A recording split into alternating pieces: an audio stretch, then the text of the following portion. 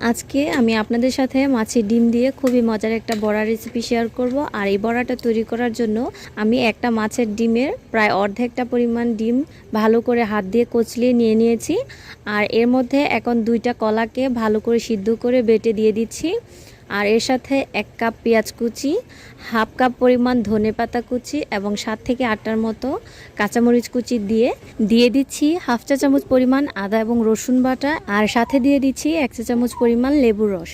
এখন এর মধ্যে 3 টেবিল চামচ চাউলের গুঁড়া দিয়ে দিচ্ছি এর মধ্যে 1 চা চামচ পরিমাণ হলুদ গুঁড়া, হাফ চা চামচ পরিমাণ মরিচ গুঁড়া, হাফ চা চামচ পরিমাণ দিয়ে দিচ্ছি ধনিয়া গুঁড়া আর সাথে স্বাদমতো লবণ দিয়ে হাত দিয়ে এটাকে ভালো করে মেখে নিব। আর হাত দিয়ে মাখানোটা যত ভালো হবে এই বড়াটার টেস্ট তত ভালো হবে।